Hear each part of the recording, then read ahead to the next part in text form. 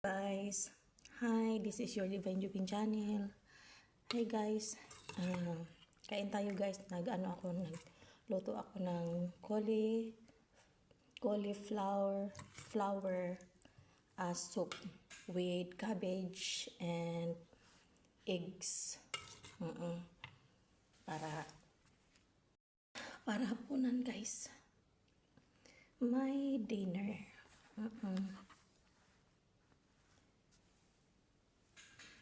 Yan po.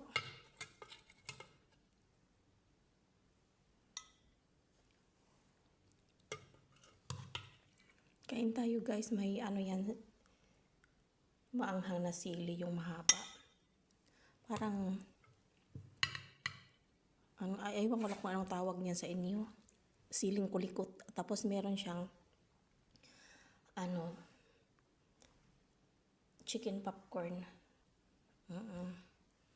Naprito na siya, tapos hinalo ko na lang dyan kasi din ba yung sayang naman itapon.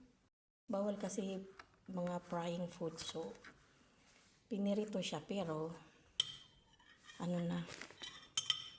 ilagay ko na siya sa tubig. Kain tayo guys, masarap to.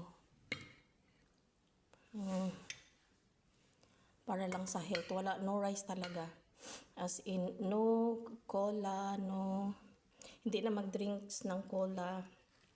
One month na ngayon, nag-break na kami ng Coca-Cola or Pepsi. Basta mga may acid, bawal na po talaga.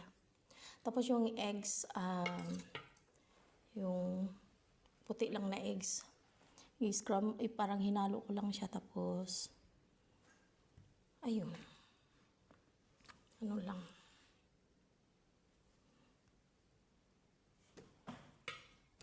Yan po, kain tayo.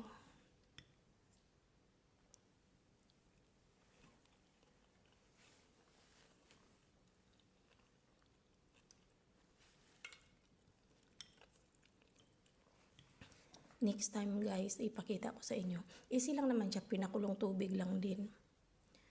Tapos, powder na lang yung mga onions or garlic ang hinalo ko para mabilisan lang siya kasi may ginagawa pa ako, pabilisan lang talaga. Gutom na po ako. So, naisipan ko na lang to. Niluto ko muna bago ko, hinayaan ko sa tabi na tinakpan ko muna para lumamig. Binalikan ko na nung natapos na yung trabaho ko, ng aking work.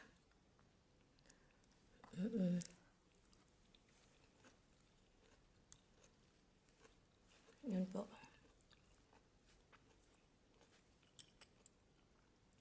Para-paraan na lang talaga guys kasi hindi ko na alam kung anong gustong.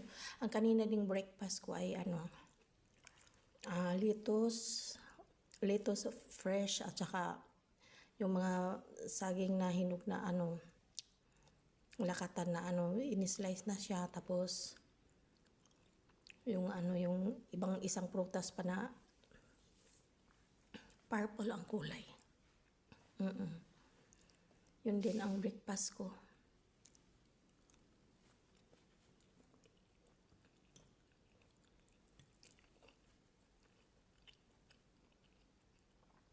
Ito may protein. No rice.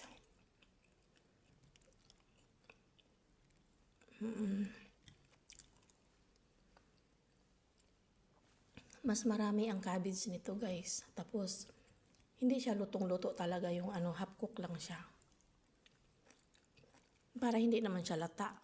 Mahilig ako sa half cook lang kasi kung latain mo masyado, wala nang challenge ba? Wala nang nguyahin. Lulun na lang ng lulun.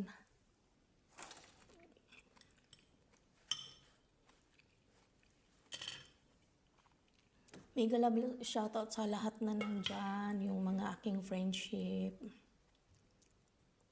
Nagigop muna ako sa baw guys. Tapos wala siyang asin. Kunting lang siya. Seasoning na Maggi seasoning. Tapos kunti lang, tama-tama lang yung lasa.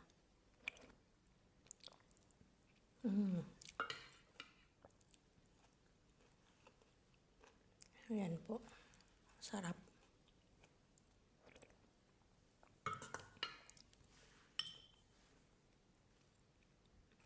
Pag nagutom guys sa gabi guys, huwag na kayo kumain ng ng kanin. Pwede tayo kumain ng kanin sa morning or sa lunch, pero pag dinner na, huwag na. Para hindi naman tataas ang sugar.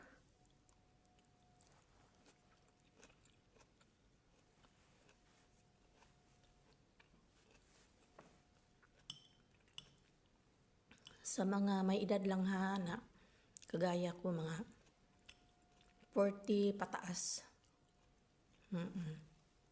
Mag-ingat na talaga tayo sa mga frying food. Pwede naman once a week, pero hindi talaga yung everyday.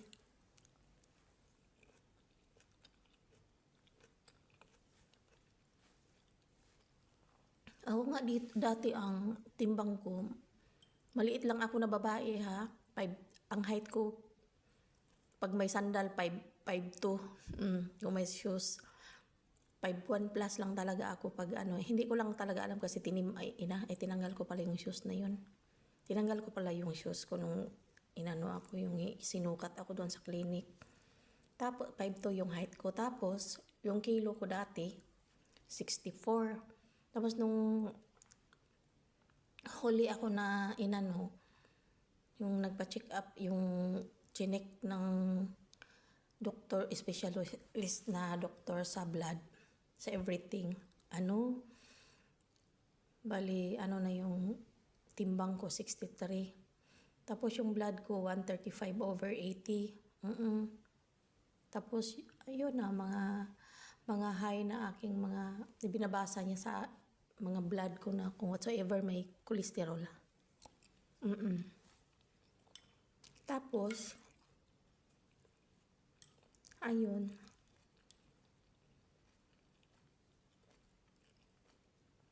Sabi ko, hindi naman ako masyadong kumakain na sobra-sobra talaga ng kagaya ng iba na 3 times a day ang meal or 4 pa. 3 or 4 times. Wala na yan snack sa akin ha. Tapos, nag-try ako ng 2 times a day na lang, twice a day na lang ako kakain. Kung minsan kahapon, once a day lang ako kumain. Tapos, no rice yan ha.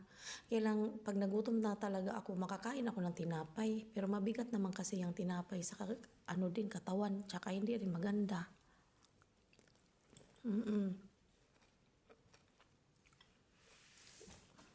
Tapos, noodles, once a week lang ako, once a month lang pala.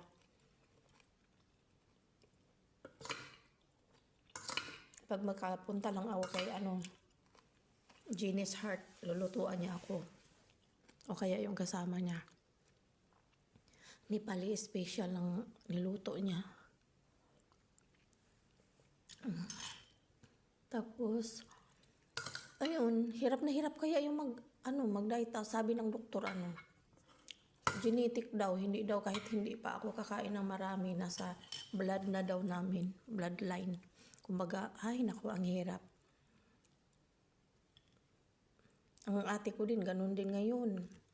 Bukas magpa-ultrasound din yun kasi nag-healthcare nga. Sabi ko, parang feeling exhausted, tapos parang hindi makahinga, kung ano-ano. Nanglalambot yung tuhod. Sabi ko, cholesterol na yan, girl. Meron na, tapos na siya nag-ECG, nag-X-ray, blood test, yung sa urine, everything. Ultrasound na lang bukas. Tapos sabi ko, mataas lahat. Mataas kay ate. Hanggang dito na lang po muna guys kasi naman napabahaba yung kwento ko guys, no? And God bless you all. This is your Divine Jupin channel. Thank you everyone sa pagpakinig, pag nakikinig kayo at nanonood. Much appreciated everyone. God bless you all. Bye-bye.